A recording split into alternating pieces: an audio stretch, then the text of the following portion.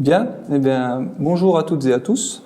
Je suis Mathieu Mauvet, je suis professeur en bac pro microtechnique au lycée des métiers Denis Diderot à Bavilliers. Alors cet après-midi, je vais vous présenter le bac pro microtechnique. Donc je vais vous expliquer un petit peu en quoi consiste cette formation et ce métier, parce que c'est un terme un petit peu technique et vous comprendrez, j'espère que vous comprendrez bien tous les métiers qu'il y a derrière cette formation. Alors, c'est un bac pro qui se fait en 3 ans, comme tous les bacs pro, comme tous les bacs en fait. Voilà. Alors, dans cette formation microtechnique, donc, c'est une formation qui est très axée sur les mathématiques et les sciences. Alors, en fait, l'objectif, il y en a plusieurs. Il y a plusieurs métiers possibles. Et vous voyez sur les images du diaporama. On va partir d'un plan. Donc on va apprendre à faire une pièce, à dessiner cette pièce, souvent sur ordinateur.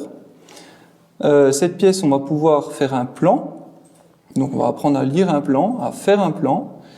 Et ensuite, vraiment le cœur du métier, c'est la fabrication et l'assemblage de ces pièces.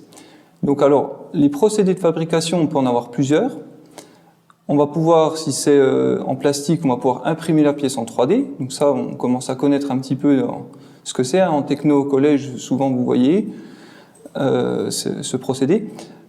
On va pouvoir aussi fabriquer cette pièce en usinage. Donc l'usinage, c'est de l'enlèvement de matière, comme on pourrait utiliser une perceuse, par exemple, pour faire un trou.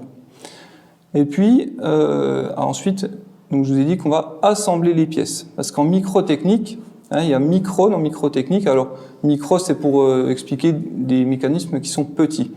Et ces petites pièces, en fait, pour les assembler, on va pouvoir utiliser des outils assez spécifiques qu'on va apprendre à utiliser. On va pouvoir aussi avoir des éléments électroniques quand on assemble ces pièces. Donc, en fait, c'est la deuxième partie qui est très importante dans les microtechniques. En plus de la fabrication des pièces mécaniques, on va utiliser l'électronique. En fait, oui, dans tous les systèmes de petite taille, on a de l'électronique. Donc on va apprendre à souder les composants, à contrôler ces composants électroniques, et puis à faire aussi de la maintenance, donc de la réparation sur ces pièces-là. Donc vous avez vu, c'est en microtechnique, en fait, on peut faire plein de métiers différents. Voilà, je vous expliquerai après tout ça. Alors, pour vous parler un petit peu de la formation, lycée professionnel, c'est comme en lycée général, vous retrouverez en fait les matières générales que vous connaissez déjà du collège, sauf qu'en plus, vous aurez 13 heures d'enseignement professionnel. Donc sur 30 heures par semaine, vous avez pratiquement la moitié des matières qui sont liées à ce que vous apprenez au niveau professionnel. Donc là, en l'occurrence, ce sera des microtechniques. Donc en lycée, on va travailler sur des systèmes complets. Je vous ai mis des exemples là, par exemple une petite pendule qui a été fabriquée, assemblée au lycée, une mini lampe de poche, c'est des choses qu'on fait en seconde bac pro, et puis un moteur qu'on appelle Stirling, donc c'est un petit moteur qui fonctionne à la chaleur, et ce moteur là on va apprendre à l'assembler aussi. Voilà, je rentrerai pas plus dans les détails. Qu'est-ce qui différencie surtout la formation professionnelle ? En fait, c'est toute la période de formation en milieu professionnel, ce qu'on appelle les PFMP ou les stages en entreprise, si vous voulez. Donc en fait, sur les 3 ans, on a 22 semaines de stage à faire. Donc nous, à Diderot, au lycée Diderot, on répartit 6 semaines en seconde, 10 en première et 6 semaines en terminale. Et voilà, je pense qu'il y a des noms d'entreprises là qui vous parlent un petit peu en dessous, PSA, donc le groupe Peugeot, Rolex aussi, puisqu'on travaille beaucoup pour l'horlogerie. Bac pro des microtechniques, c'est beaucoup lié à l'horlogerie, donc à la mécanique automobile, mais de petite taille, à l'horlogerie. On a aussi tout ce qui est médical, matériel médical, donc tout ce qui est prothèse par exemple. Tout ça, toutes ces pièces-là sont fabriquées souvent par un microtechnicien. Voilà. Et puis il y a aussi tout ce qui est aéronautique, aérospatiale, donc par exemple sur Besançon, on a des entreprises qui travaillent dans ces domaines. Voilà. Alors, pour la formation donc, du bac pro microtechnique, depuis 2 ans, on a eu la réforme des familles de métiers. Donc il faut aller en seconde, ce qu'on appelle remis, réalisation d'ensemble mécanique industriel.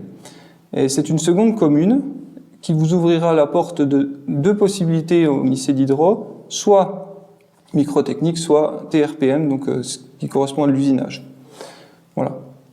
Et à la suite de cette seconde bac pro, vous choisirez donc bac pro microtechnique, puisque c'est de ça dont on va parler, et puis ensuite terminal bac pro microtechnique. Voilà. Donc à la suite de cette formation, c'est un bac pro, donc vous êtes embauchable, donc en fait vous pouvez sortir avec votre diplôme et trouver du travail directement.